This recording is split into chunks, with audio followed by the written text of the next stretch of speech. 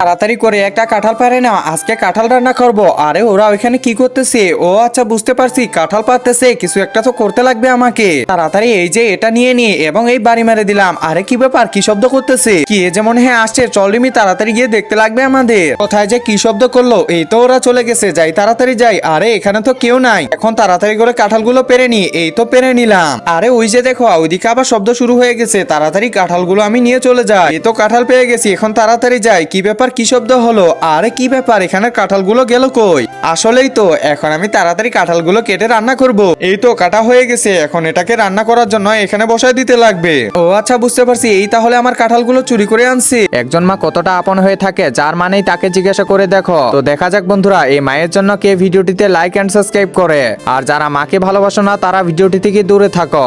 এগুলো তাড়াতাড়ি বাসায় নিয়ে যায়। আরে আমার কাঁঠালগুলো চুরি করে নিয়ে যাচ্ছে, যা যা, তুমি বুঝতে পারবে এখনই। আরে কি ব্যাপার, ভারী লাগতেছে না কেন? খুলে দেখি তো। আরে এটা তো পুরাটাই ফাঁকা।